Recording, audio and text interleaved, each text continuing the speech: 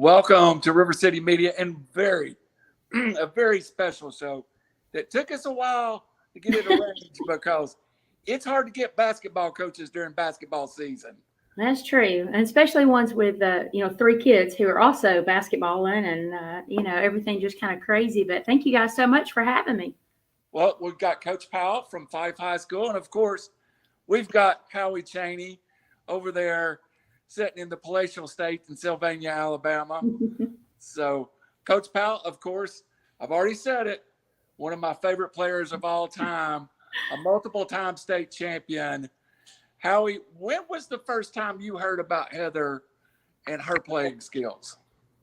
Oh, it was probably Don't tell the year. no, probably the 6th grade, 7th grade, somewhere in there. She became a varsity starter in the 7th grade, if I'm not mistaken. Yes, and, sir.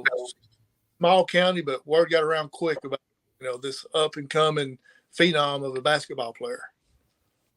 That's great. Let's not mention the year because I was already working a full-time job at 2 full-time jobs and graduated college. So y'all feel young to me. You didn't realize that Randall's Social Security number is 0001. Oh, no. Something like that. Well, Coach, when you started playing at such an age to make the varsity team, what was that like? You were 5-6 years younger than some of those girls on those teams. Sure. And I'll have to say, just Coach Cochran, as far as bringing me up with basketball, I also played volleyball and softball coming along those years and had some tremendous coaches, tremendous teammates that were very, humble and gracious as far as, offering me a spot, within the group. And, I just really came from Grove Oak, a small little place, barely graduating with any kids, in 6th grade, and came up to Fyffe, and which is not terribly big, but it's big for a Grove Oak gal. It was a transition, but definitely it was something that I'd always wanted, and I'd watched Jody Gillan, like Kayla, and their cousins, the Worleys, Leslie, and all those gals, and Jana Simmons used to be Godwin now, and have watched them just be phenomenal on the floor, and win a state championship right before I got to come to Fyffe. So really just to have a part in a program that was like that was kind of just a fairy tale to me. It was already up and coming. And as a young woman, in the late 80s in Alabama, that was, it really was on the brink of just really coming of age, kind of, so to speak. Right. Tennessee a little bit ahead of us and some of that kind of a respect, but it was a great time and a great place to grow up. And the Lord knew exactly where to put me, and I wanted to be involved with sports and in just an absolutely wonderful community, to grow up in. There's not many people in this world that can call Fyffe the big town. That's right. Unless you come from Grove Oak. That's exactly right. One question we'll start with is that competitive environment in the late 80s, early 90s on Sand Mountain, and it carries on to this day in basketball. It's a special, special place, kind of a little dot in the map where basketball is as important as football in a lot of places. Now, Coach Benefield hear me say that, he'll yell at me. But I was going to say, now don't let him know that you've said that for sure. Right. But he might have a few choice words to say about it. But he can't say too much because he married Jody, Jody Gillan, and she was Benefield now, of course, but she was on those first teams that were so good, and so she might snatch him up by the ear or something if he talked too badly about it. But it is, Sand Mountain, you can look, just the recent state championship teams and the runs that people have made. And, even if they didn't win the state, it'd be in the Final Four or the Elite Eight, it's a special place. And if you're coaching here, it's a really tough place. It's one that you love, but also one that you hate to say, whew, gosh, our area is so strong, or, our region is so strong. It's amazing, really, with our boys teams and girls teams now, what they've been able to accomplish in the last several years. It's, for a small place, like you said, kind of a map dot kind of cities or communities or whatever, it's been really an amazing for all these programs. So the saying was that when they used to play the finals down at the Birmingham Jefferson Center, I had one of the announcers say, if you get out of DeKalb County, you get to come to state, because it seems like there's 3 or 4 teams every year there. So absolutely. Howie, I'll let you pick up there, because I know you're going to ask her the question. I've already prepped her. So go ahead, get started so we get down the line. Okay. Yeah, starting off at an early age and all that, did you actually have any type of pregame ritual that you did then and also now as a coach? Well, I think, we all have those little quirky things that we do, or like the good luck things, even though, a lot of us might not believe in good luck, but it's just a familiar kind of a thing that it's like having a foul shot routine. It's not a good luck thing, but it's like it's a ritual. It gets me kind of calm, and it's kind of what I do. Of course, I've always loved music my entire life, and my dad is a huge music lover, and we would listen to different kinds. Growing up, all that kind of stuff, and I kind of carried that on to the sports avenue, I guess. But one of the goofiest things I guess I did was always had 2 pieces of green extra, the chewing gum. And I would take one of them, of course, put it in my mouth, chew. I was a big chewing gum gal. And then I would take one, and, we had the long socks back in the day, So it was about that time you started kind of scrunching them down a little bit, I guess. And I would take one of them and put it right in the top of that, and I would turn it under, like so nothing got to it. But it was like my extra gum. I never chewed it. But, it was just like a ritual. I had it there in case I needed it, I guess. I don't know. So that's one of the goofy things I guess I did. And, aside from like the regular stuff of just kind of getting that game face, the game mode, different things that I ate. My dad would make sure if it was a big game, it's more of a hamburger steak or baked potato kind of a thing, and never, I'm not a big napper anyway. I don't do a lot of naps, but he would always, make sure that Archie got to get a shower, got to wake up, going back to the game, all that kind of stuff. So we did all that kind of thing, handle the ball a little bit before you get out there. But the silly parts, I guess, it was, that green extra chewing gum. Well, got washed a few times. How you got another follow-up? No, I mean, I just said it made you feel better before the game because you got that ritual in. And, like when I played, I would always sleep with the basketball the night before the game. Absolutely, yeah. Just one of those things that I've done. And also slept on the couch most of the times. I don't know what the deal was, but I just felt better by doing that stuff. Yeah, well, and I, oh my goodness, how many times I've gotten in trouble late at night because I had the basketball up, shooting it while I was laying in the bed, and it was making that sound. And, eventually my mom or dad usually my mom would come in and go, put that thing down. It's time to go to bed. You're not going to be able to play at all, that kind of thing. So, we all get that, just makes us feel comfortable, and even as an adult, I'll laugh, going back to things like if I'm really worried about something, or if I've had a bad day, or just, whatever it is, if I can just get in a gym, get a ball in my hands for a minute, or, sometimes now I also clean. It's a weird thing, I know, but if I'm really worried, I may start cleaning or doing something like that. But really, just it's one of those. Just you've been there so many times, and it's been such a comfort all of your life. If you can just get in there and shoot a few hoops before school or before practice, or just on a Sunday, or whatever after church, or it's just a very it's a common feeling. Coach, that's a perfect lead into the next question I was going to ask you. You would later in your career at Jacksonville State lead the NCAA in 3-point shooting. And I remember at a very young age, you had a developed form. You really didn't skip on form. You always was a form shooter. When did you learn how to shoot, and who taught you to shoot that manner? Well, thank you. First of all, that's very much a compliment. You know, again, I guess that's one of the things, you learn to do to start with, shoot, dribble, all that kind of stuff, dribble your eyes up, make those passes. Shooting, though, for sure, and ball handling you can do on your own a lot of times, even shooting without a goal, like I said, laying in the bed, just shooting it up, or off the wall, the brick side of the house, whatever, in the driveway. But and my grandfather was a basketball coach as well and loved basketball.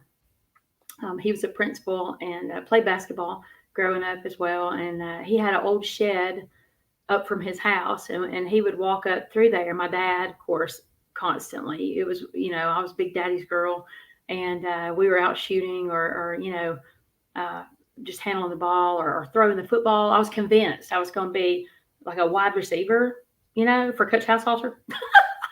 Or, like a short yardage quarterback or something. Like I would run pass routes. My dad would throw it, it's all that kind of stuff. And of course, we both love Coach House to death. And just, I'm sure they got some giggles out of it as I was growing up, thinking I was going to have that career, I guess, or whatever. But my grandpa, he spent a ton of time with me up there in the shed, just shooting and developing really, and trying to perfect. You never reach perfection, but just trying to perfect that form, and it was always, you start close in and you perfect it before you take a step back, and you perfect it before you take a step back, and that's something I've had to really stay on my kids, my personal kids about, and, our ball kids and stuff. And just, the kids that we have coming into the programs where we've been, don't start out at the 3-point line. That's not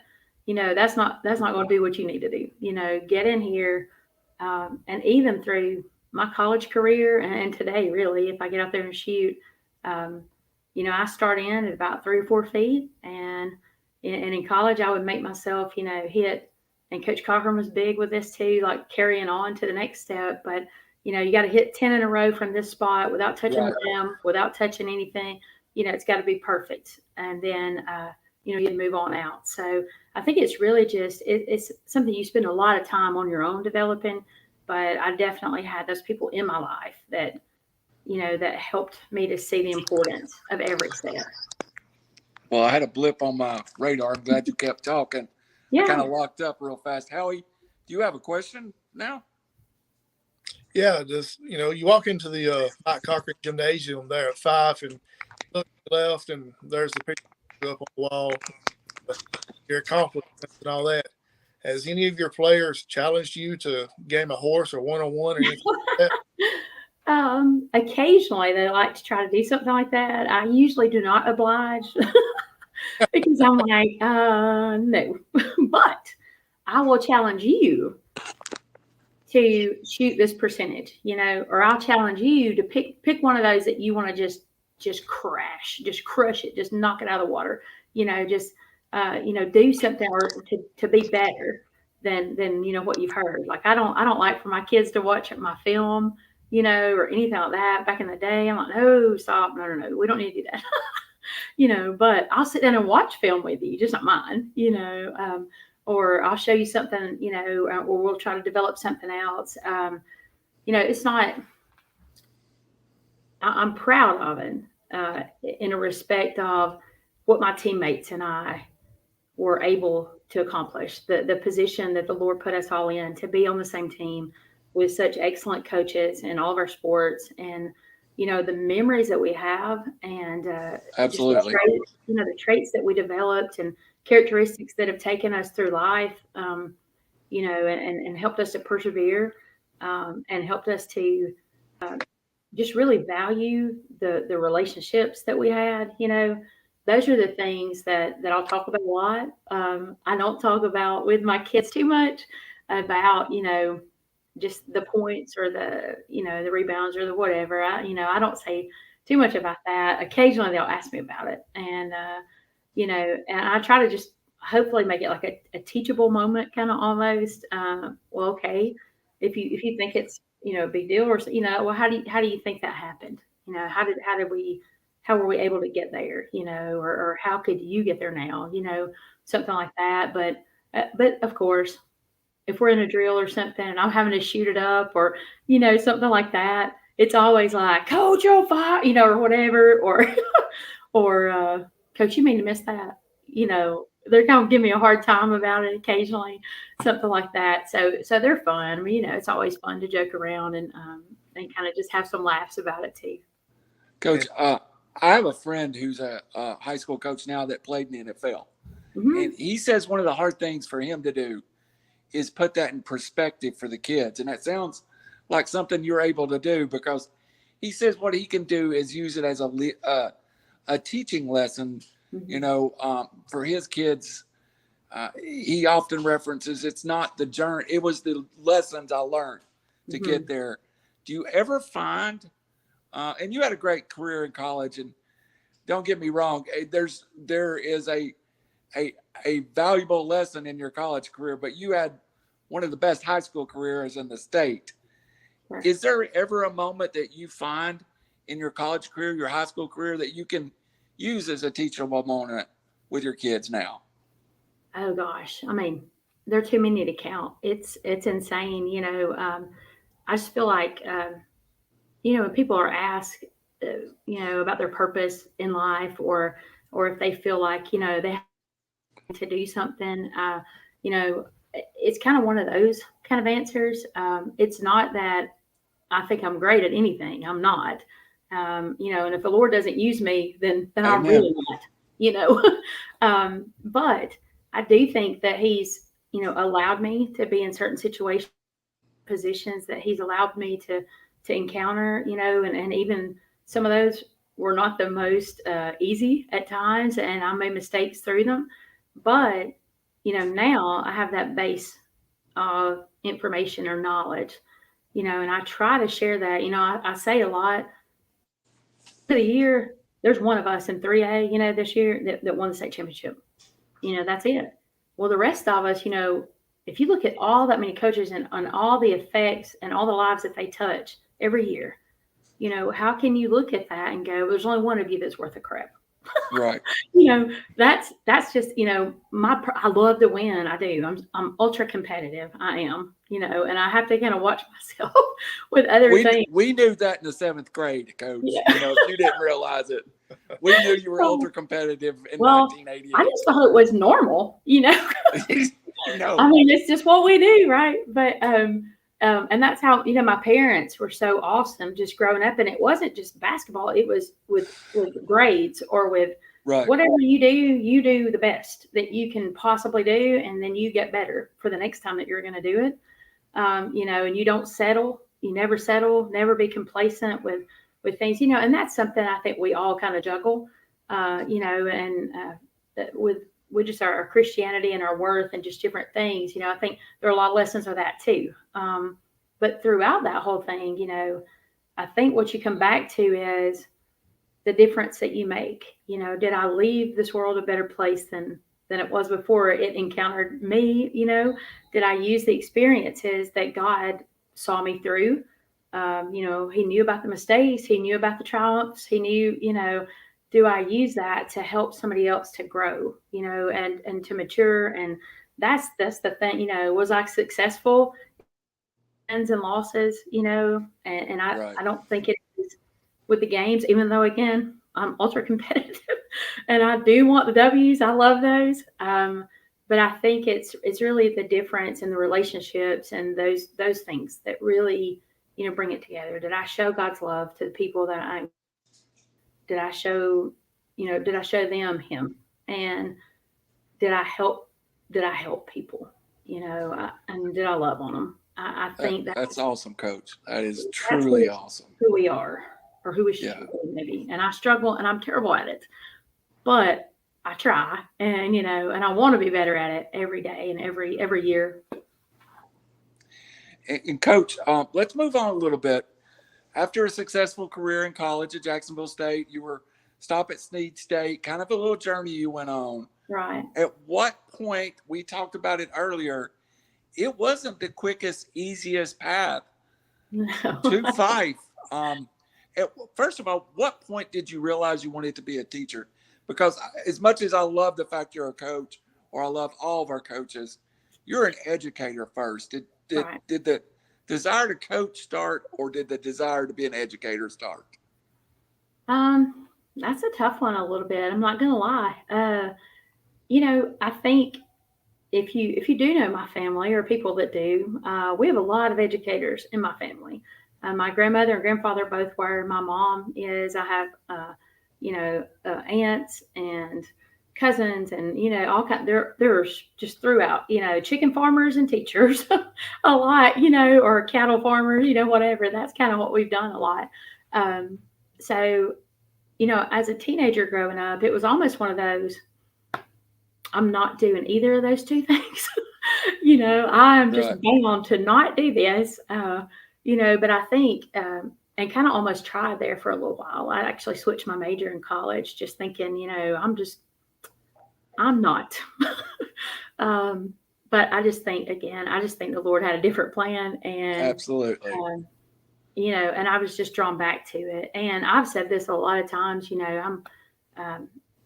I love being in a classroom. I'm not the greatest teacher in the world. I don't make that claim, but I just love being around kids. I love all the kids. It's not just my ball kids or whatever. I just really enjoy, being around those kids and helping those kids the same way that I do my ball kids. It's a different relationship because I don't see them as much every day, but, and not probably for 6 years in a row, like I would a ball kid, maybe that I would have, but it's the same love that I have for them, and it's the same enjoyment that I have, or like that spark of just like brilliance that happens, when they just wake up and I get it, and or they just say, thanks, coach, or thanks, Miss Powell, whatever. And that relationship again, I just have, I'm kind of that person, I guess. That's kind of how I gauge things, I guess, just the connections that we make. And that part is the most joyous part, I guess. I love the subject matter, and that kind of love learning new things and exposing kids to those things. But I think it's that bond that comes up within that I really love. So really, it's kind of both, I guess. I mean, I do love the competitive, nature of the court and the kids there, but I also love the nurturing and just the daily kind of get together with the other kids too. Well, I have a 12-year-old that's the next Kurt Cobain in her head. So okay, I got one completely off the beaten path somehow. And the Lord did have a different plan. You're married to a coach, raising 3 children. So, he had to get you where he needed you. So, I know. Whew, God bless us. Go ahead. Finish up, Coach. I just said, God bless us, all these coaches and all these kids. It's crazy. You had a journey from the Tuscaloosa area to different high schools, to a stop at Plainview, a stop at Gunnersville. In my prep, I read you talked about how hard it was to leave Gunnersville. It's been a career. Sometimes people assume, here's our All-American that played college sports, we're going to bring her home and make her the coach here. But you were willing to pick up your family and move around a little bit, and it's been a journey to get back to Fyffe. What did that early struggle in your career teach you now that you use in your coaching and teaching career? Well, I think it's a good question, and I think we all, just like you grow as a player, I think you do the same thing, in your profession, and pretty much anything in your life. If it's just being a mom or, being a wife. I mean, I hope don't ask my husband, you want to be a better wife, later in it than you were earlier. You grow in everything that you do, especially like my kids. Oh my goodness. Probably don't ask them for sure.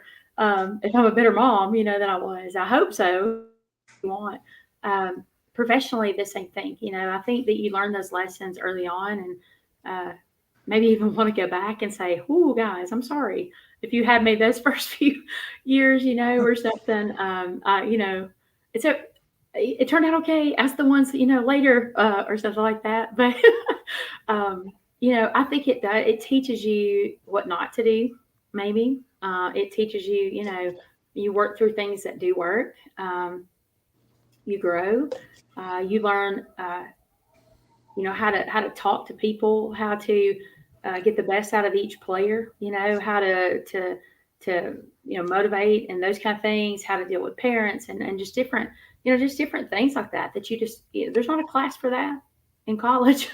There's no, especially, I was really shy growing up, and, I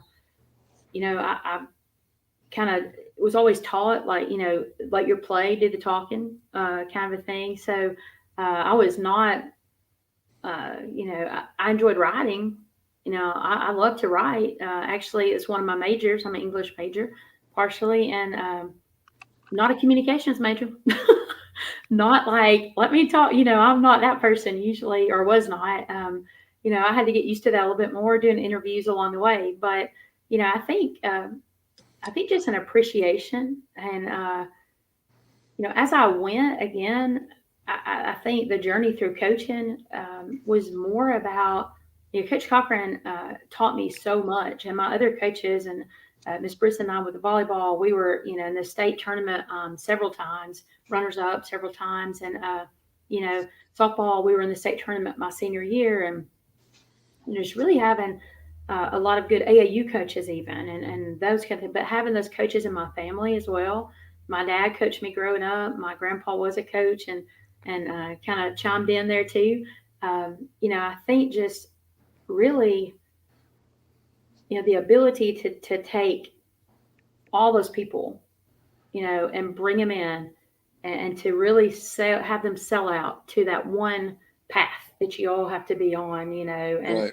and to really go in that one direction together. I think early on it's harder, it's a struggle to get all that to work, together, and to bring it together, and to really have a balance in, what is your coaching philosophy going to be, or the X's and O's, and Coach Cochran was so methodical. And so it was just insane. Like the amount of, he's an exceptionally intelligent man, just in general. But also just his basketball knowledge, and just the way he would just, dissect everything, and somehow, bring that over to us, and it's really amazing, and the more I coach, the more I have and I had a deep appreciation then, but it's even greater now probably than it was then.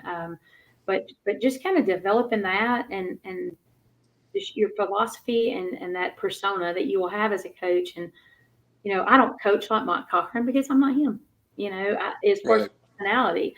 Coach King was here before me, and I love him, but I don't coach like Steve King because that's not who I am. It wouldn't work for me. So figuring out that, I think, through the early years, and really developing that, where it would engage with kids, and it would be like my niche kind of.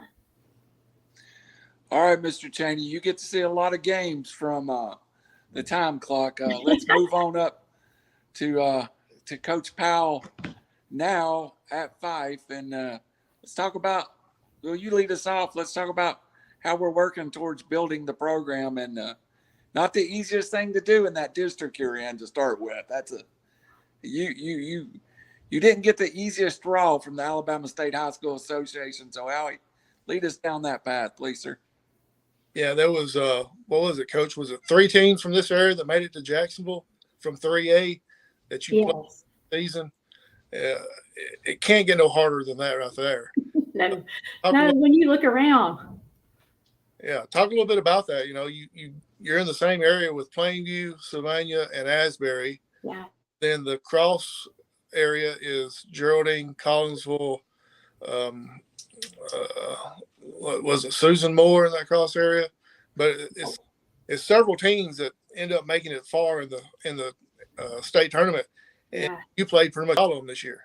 Yeah, absolutely. And that's not even accounting like the Sand Mountain tournament and all that, with Pisgah and all the, those teams that we have to play, facing that. And it's people ask all the time, they're like, who do you guys play, or who, if they're not from here. And I'm thinking, well, just get your state tournament program, or your Jacksonville program, and I'll show you, it's one of those, like, I know we're small town, but I mean, daggum, these people up here can play now. So, it's a badge of honor to be in this area and to have, those teams on your schedule. You can say, hey, we didn't take the easy road.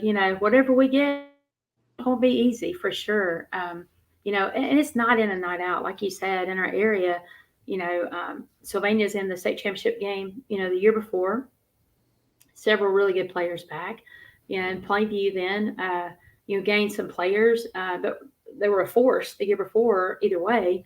And they gained some players, got even stronger, and of course, then they go to the state this year, and you're just like, geez, they're in the county tournament, they're in the Sand Mountain tournament, they're in your area. So there is no getting away, from just some really great competition. There are no easy nights for sure. Coach, was Alabama and Auburn busy when you made your schedule, or could you not get them to play you? I mean, I know, right? Oh, Coach, as you took over your programs, what are the important things? It's easy for me to ask a football coach. Do you really got to start with the kids as they're younger? And you have to build a program, especially at a smaller school. Sure. So you have to really be active in your junior high program, bring them up. At what point do you start now putting a depth chart for 2 years down the road together, 3 years down the road? Well, with an 8th grade daughter myself, that's in the works already, kind of a thing.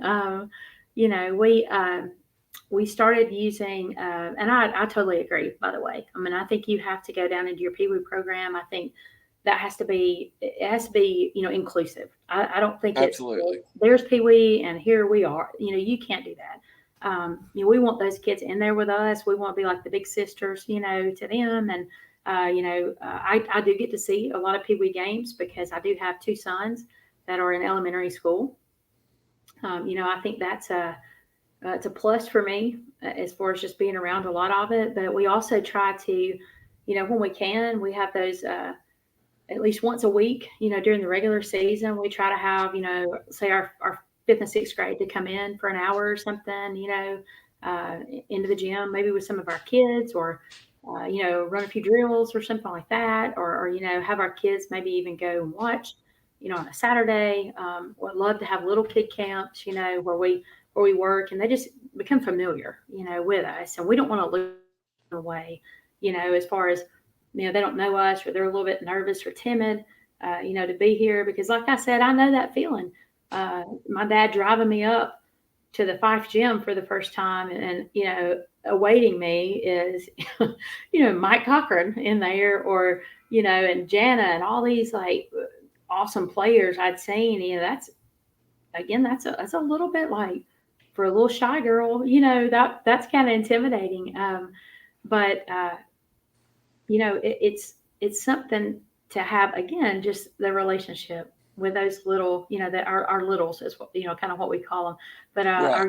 our younger kids, and to get the excitement there, I think that's what you really have to go after, is to say, this does matter, and here's why. We took a look back even, toward the end of the year, in particular with our varsity kids.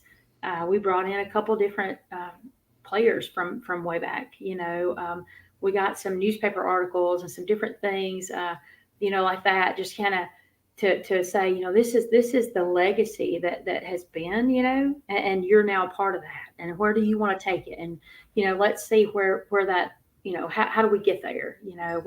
What plan do we have, to, there's somebody coming in my door. It's probably one of my kids, but what plan do we have to, to get it there? Like we have this goal, we have this huge goal, like to get back to this big headline in the paper that once was, or whatever. And, I think just the steps that we need to take, and that's something that we want to have, with our younger kids too. And we want to say, there are all these, this time, we want you to come sit on the bench behind us. This is going to be a big night for our 6th grade. Come come with us and be part of our team tonight, just to bring them in and to say, you do matter. You are as important as any other team that we have, and we want you to keep this going. It's a big deal for us that you're here. Coach, I loved your answer on that. But to follow up, too, as you grow a program, I guess that's my question. Yeah. What's the difference in a team and a program? Because you want a program, and you were part of a program with Coach Cochran, and you see the schools that are successful, they have a program. Down to terminology, do you try to use the same terminology all through the different levels of Fyffe basketball? Absolutely, yeah. That's something that we did too. We met with the Pee Wee coaches. We try to have like a Google Classroom thing. That kind of thing where you say, like you're saying, with the terminology, it kind of needs to be consistent, all the way up. Or we need you to learn how to do this, this, and this. These are the fundamentals, like coming up to this next step. And you do that same thing with your junior high program. These are, this is what you want to build. You don't want to take a 9th or 10th grade kid and say, okay, well, you have the ability. Let's throw you in the varsity program, but you don't know anything that we're doing. You don't know what I'm talking about. You don't really know who I am, or what we believe in as a team, and that's why we try to be really consistent with just the rules and things, even like for our program as they come from 7th to 9th to 12th. We want to have kind of the same scheme going. Right. It's building up. Do we expect more of our seniors? Yeah, sure. But you began to know this a long time ago. That's why we expect a lot now, as far as how we conduct ourselves in class, how we conduct ourselves in the bleachers, or on the bus, or, what we do on the court, how we conduct ourselves and what we're going to show. We're going to show class. We're going to be fiery and competitive, and we're going to get out there and bust our butt, but we're going to have class, those kinds of things, and along with the fundamentals, I think it's exceptionally important that you establish those and you do that early, the weight program and the work ethic that you expect, all of that stuff. That's all got to come from a young age. And then you get better and better and better at it, and you add more to it, and it becomes more, an in-depth kind of a thing. But Right. you have I think you have to, if you want to have a program and not just a good team here or there, you have to have those fundamental steps, and they build as you go. Coach, being at Fyffe, I joked with Howie when we set up the interview. Next question coming to you, by the way, Howie. I told him, I said, when you walk the hallways of Fyffe between Coach Benefield and Coach Powell, there's probably state championships laying on every table. But seriously, Coach House many years ago established a football program. Right. Coach Cochran, does it put a extra sense of pressure as a head coach that you have all these? I mean, and we joke about it, but there's a successful football program, Sure. a historical basketball program. You talked about it. You played in state championships of volleyball, and I think you finished second like 2 or 3 times, and your softball team was there. I know since you've been gone, they've had successful. Fyffe is really a school that has had a lot of success in sports. That's got to be a little more pressure when Coach Powell sits down at night, goes, "Whoa, that's not good enough. I got to pick it up." Definitely. And, and coming in when we did with the whole COVID shutdown, I mean, it has definitely been a journey the last 2 years for sure. I took the job, left Guntersville, took the job here. And it was during the shutdown time, actually. I really didn't get to do justice, I guess, to, Right. to those kids as far as really been getting to sit down and talk with them a lot because everything was shut down. There was not a lot of, and we didn't really know how to do a lot of that at that point either, as far as just a face-to-face, like, let's really sit down, let me just talk to you and explain, that kind of a thing. So And coming in, it was kind of the same thing. It was like, well, okay, I need to meet everybody, even though I'm from there.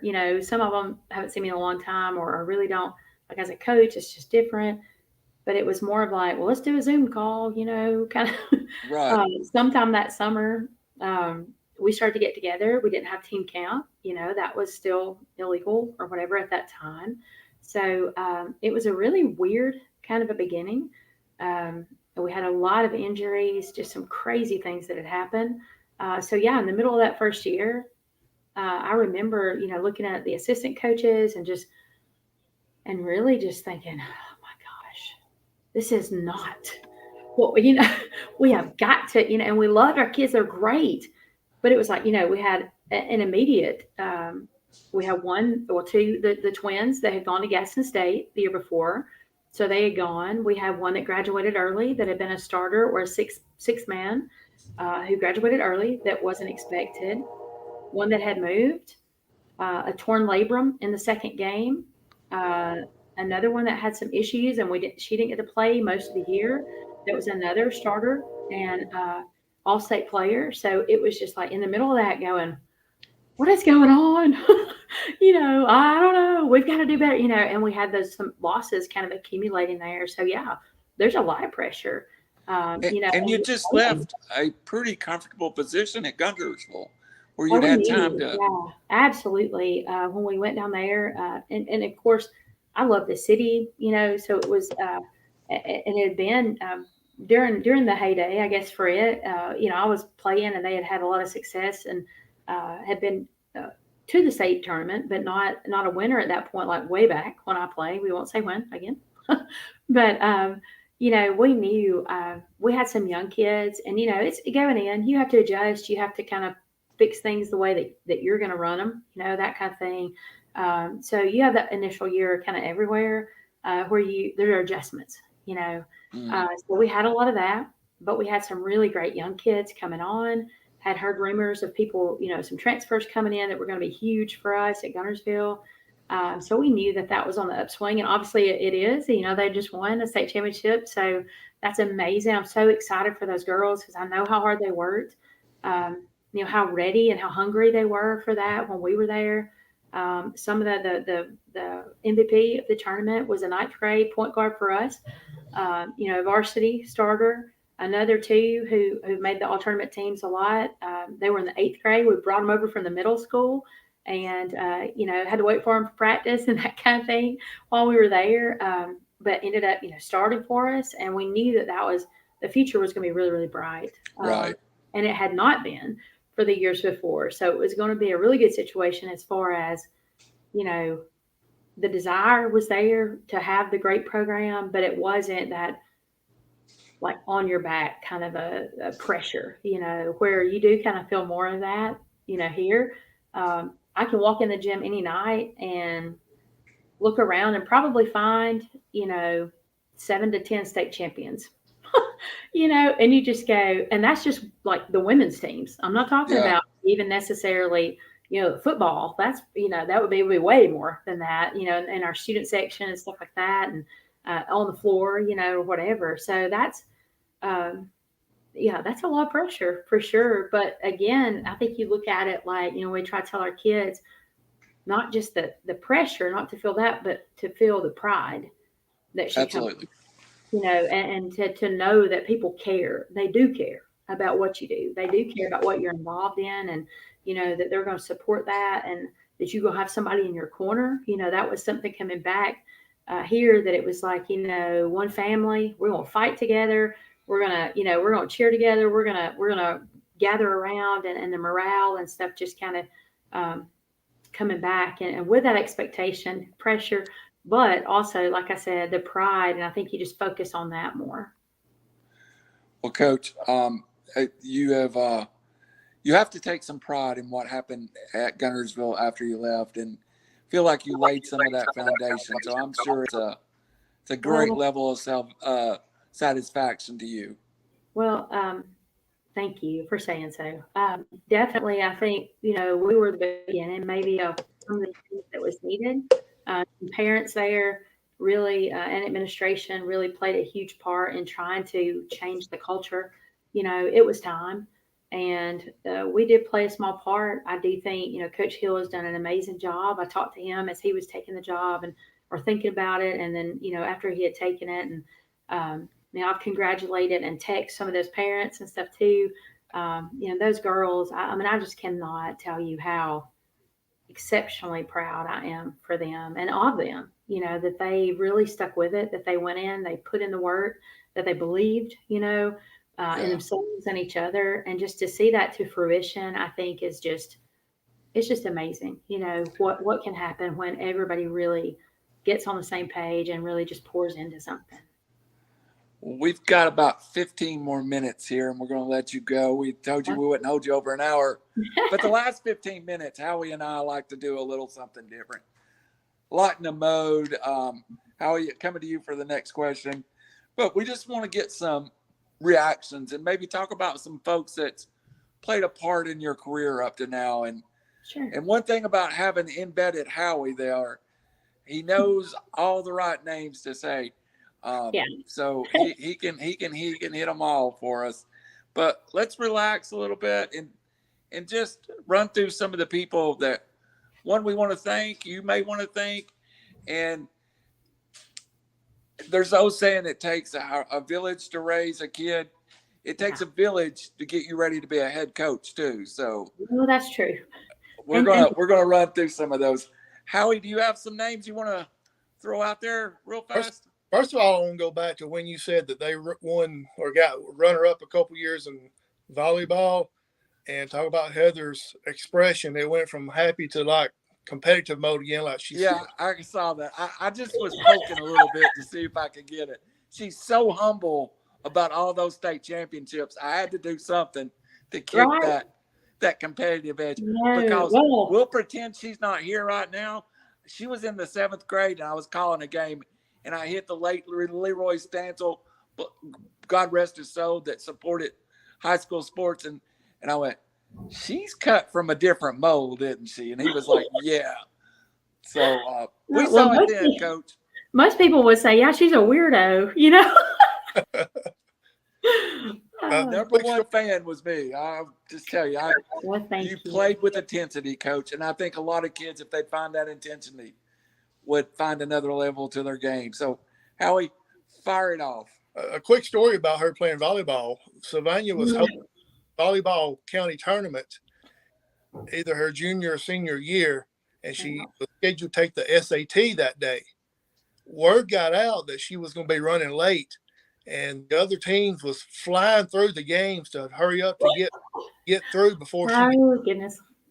Do you remember taking the SAT on that on the? I do remember. Yeah, I mean it was because it's always in the middle of something crazy like that, where and now it's like if I know that my kids, the basketball kids, are going to take the ACT or SAT, whatever. On a Saturday, I'm thinking, please don't let us play that day. Well, we're going to have to move the game because we're all going to be brain dead. It's one of those days where it's just, and they come in like in a glaze, like kind of a look, one of those. But, and we want them to do well. So it's like, you want them to have that experience and be able to do it. But then you're thinking, they're not going to remember anything we're doing out here, and they're all in like bubble mode or something. But yeah, I mean, it's a definite, of course, you're struggling, trying to get back, and you're running, and it's one of those like you walk in, it feels like everybody's like sad you're there, or something. It's just a different kind of a feeling. But there's a lot of intensity on the volleyball court too, for sure. Yeah, the feeling that day was everybody was like, "Hey, if we hurry up and get done, we can, somebody else got a chance to win besides Fyffe because Heather's not there." That's not true. No, my teammates were great. My coaching teammates are great. It was the fact of everybody thought they had a better chance without you. I don't know. As soon as you walked in, it was like the air went out of the gym. I seem to recall kind of a. Yeah. You realize, well, we're playing for second place now. Who wants second? No. It's ironic. They do the same thing with me at the buffet. Stop. So the first name I want to bring up, I'll give you a second to think about, is Luke Powell. What does he mean? Luke Powell. Let me think about that name. She might know him. I do know him. Yeah. And it's a funny story with him too. He's younger than I am. I will not say how much, but he is. And a couple of different stories. He actually was there, the scoring record night or whatever. It was at Plainview. And he was actually at the game and came up like in a long line or whatever after the game. He kind of stood there. A lot of people were coming in to, just take pictures or just whatever with us or me or whatever. Anyway, and he was in the line and we joked about it later. I was like, you stood in line for me, It was one of those, he's probably like with a buddy or something like I don't know, whoever. It makes me feel a little bad. I think I stood in that same line. That Oh my gosh. But then he played football against my brother. And he was older than my brother. So he was kind of in between the two of us. And so I remember Plainview was really good at that time, and he actually didn't start. He was a basketball guy until he was a junior. He played 2 years of football. Well, he ends up, in this crazy decade of like a bajillion wins or something. And he's an all-state safety and he's a starting quarterback. And so it's like, well, and I just remember they ran the ball a lot. He would take off with it too a lot of times. And I remember my brother being like 8th grade or something. And Luke was a senior. And of course he was like the Hoss or whatever, one of them. And he's taking off down the field and I'm just in the stands at Fyffe going, cream him, like get him. And we have laughed. I'm like, look, just a little bit of a confession. Had they done what I wanted them to, you might not have been here for me to marry. Because I was getting on them, wanting them to get this guy, and they, of course, they did not, and they went on to whip us pretty good that night. But anyway, so it's a couple of different stories definitely about that. And he was doing student teaching. I was already teaching at Plainview, and we kind of just met through that. And, so we joke about, we met on the playground but it was when we were really old. It's been definitely a journey. We have 3 kids now and a lot of different places, like you mentioned before, moved around a few different times. And, he was at Section for a while, had a really couple good years there with some great people, trying to, really kind of give that football program a boost too. And, just work that in with like the basketball so good over there and really have like a camaraderie there, with the baseball and everything too. And with a small school, that's kind of what you have to do. You want to share those really awesome athletes and that winning tradition and that kind of thing. So, and met just a ton of wonderful people and he loved it there. But, we got the chance to go to Guntersville and just kind of combine back as a family. It's tough. When you both coach, it's one teacher and one teacher coach. It's a little easier at times. I'm not gonna lie. We overlap a lot, and there has to be a lot of give and take. But you hope in a relationship like that there is some mutual respect also, and some mutual kind of understanding that other people might not be able to give you because they might not understand. What it's like to be a coach and. Be at school with your kids or, have to put in the extra hours and those kinds of things. So, that's kind of, I think what the possible good side of that. Then the bad side is, where in the world is supper coming from? Like what is happening? Did anybody do the homework? During that overlap time, it's like, am I by myself? I don't know. Or, he's going, am I a single dad? What's going on?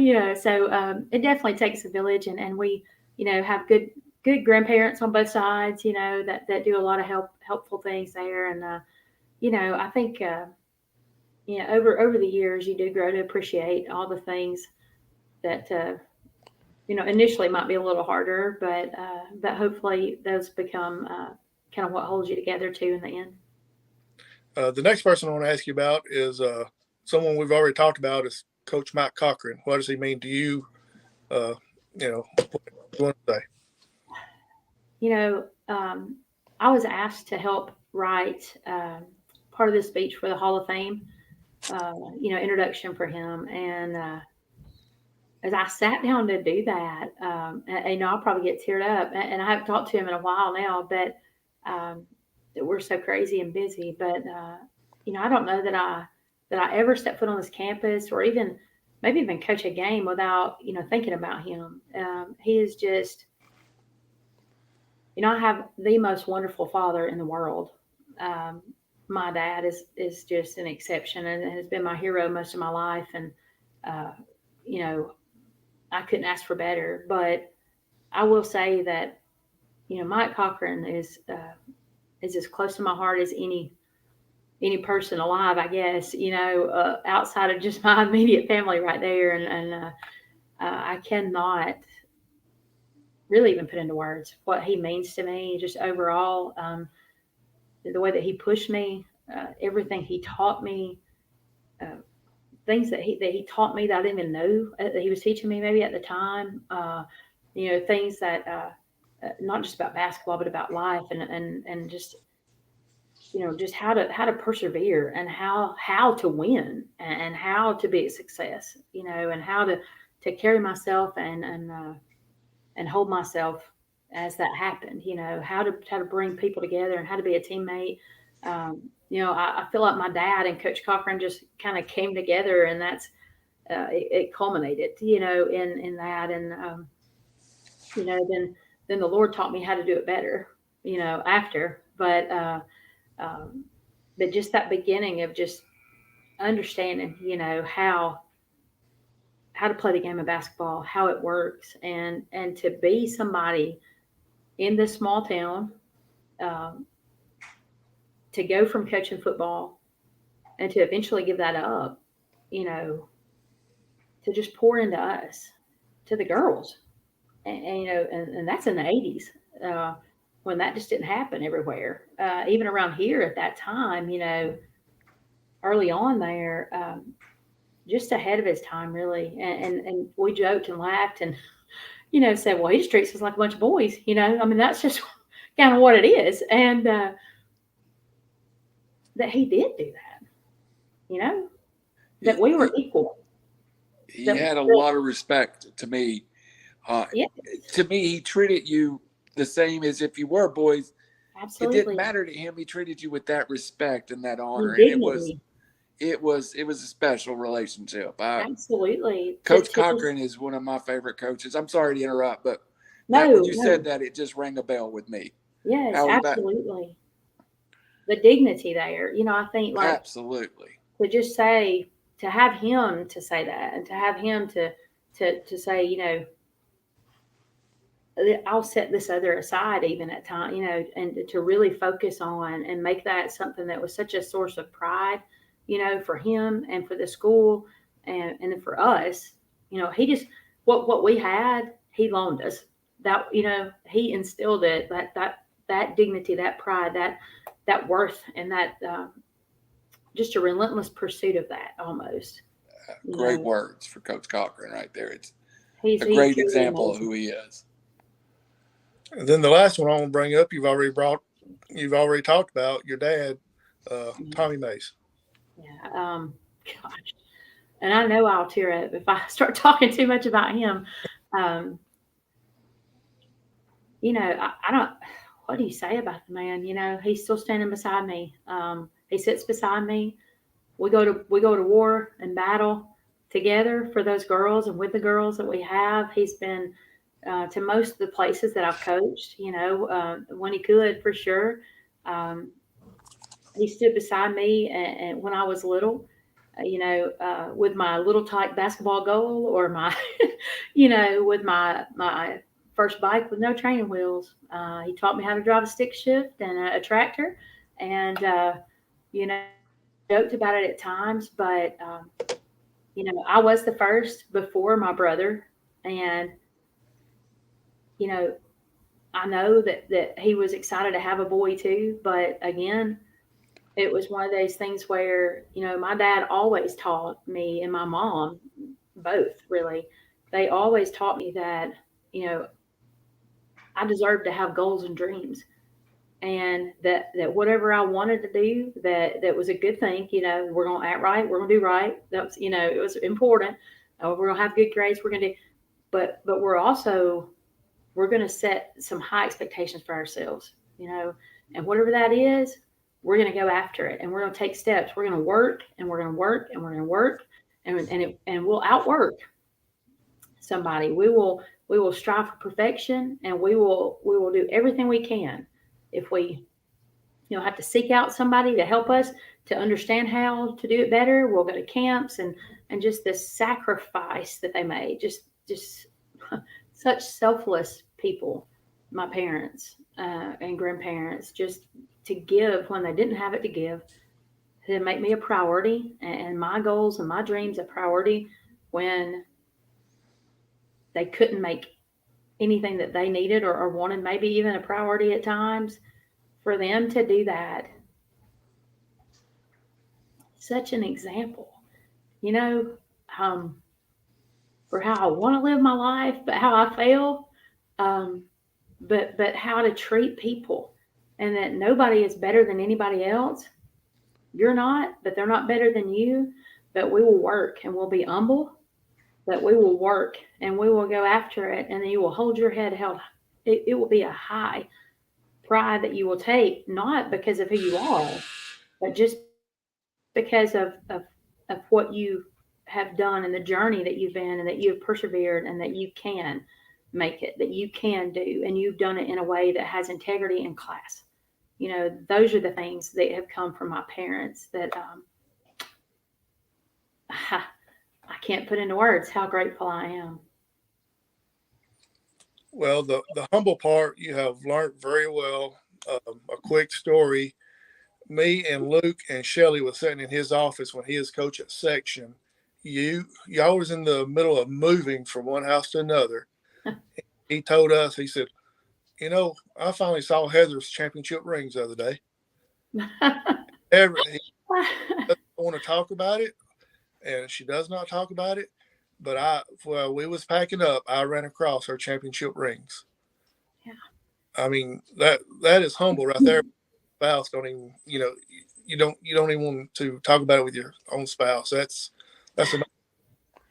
Well, what I will say is that he's got one too now. And when we moved back to Fyffe, he got to get one, and our older of the two sons was on the field with him. And they were with him this past year as managers, and I talk about that one a pretty good bit. I'm not gonna lie, so I get to brag about that one a lot.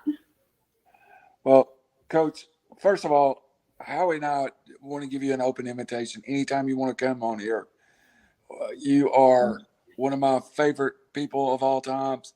It's been 25 years since I've seen you, but only 10 for you. So I'll not say that. But you were a great player, but most of all, we respect you as a person. But tell us what we could do, and tell everybody what they could do to help the girls basketball team at Fyffe. We got fundraisers going on, kind of planned, but no details yet. Or what do we got? We do definitely have that annual onion fundraiser, the onion sale, that kind of stuff. That's kind of kicking off right now. I think we're about to get the papers out. The Tip-Off Club runs that. We do have the Facebook pages, the Tip-Off Club Facebook page. Then we have our Lady Devil one, that's just kind of more like our team. That kind of, we can post the pictures and not get on everybody's nerves, that kind of thing.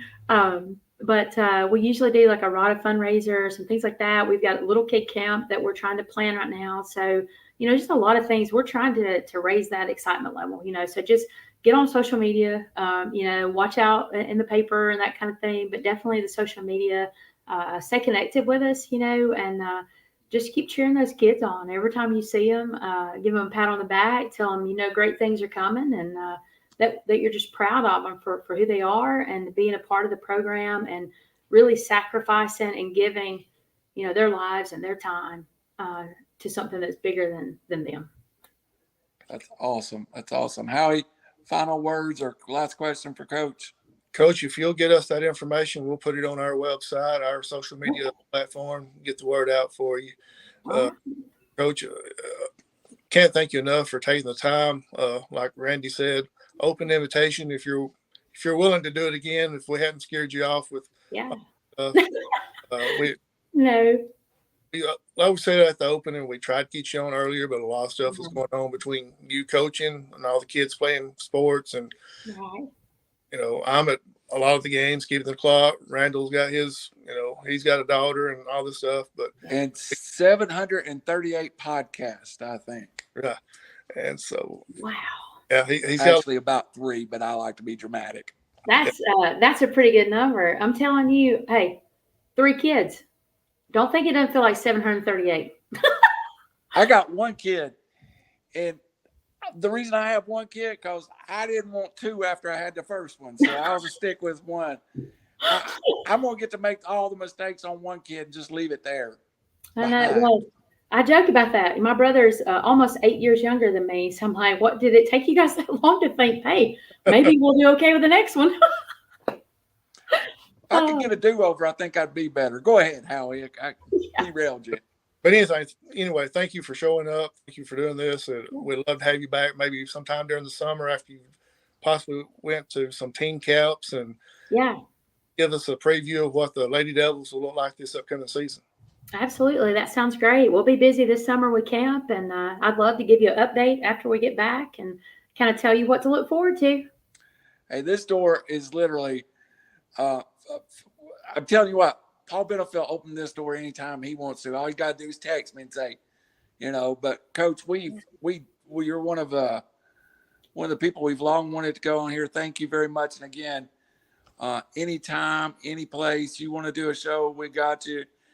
Maybe during the season, we can get some score updates, how we get some stuff flowing. That would be absolutely great. Coach, any last words before we let you go? That anything you want to send a shout out to, or just I want to thank you guys again, for the opportunity to come on. I think it's great to be back home. There is some pressure, like you talked about, but walking the same halls and seeing my kids do the same thing and seeing those faces walking in the gym. I just want to thank all the people who have been supportive during all this and the trials to come back during all the COVID and all the craziness at times that we've had. We've had some people who have really just stuck beside us, and the community in a whole has been just wonderful. And I want to thank them and just to take the opportunity to just thank God for allowing all the good and the bad. It just makes us stronger and it proves a journey and a bigger testimony at the end. So, I'll leave everybody with that. So whatever you're going through and whatever might come, there's always hope. Coach, thank you very much. And again, God had a different plan calling you home. So that's right. You know it. That smile tells me. Howie Cheney, we will see you next week again. And for Randall Cunningham, Howie Cheney, Coach Powell, the Fyffe Lady Devils, basketball cream, my 12-year-old daughter who just now decided to slam every door in the house. That's a special gift for everybody on the way out. Good night and God bless.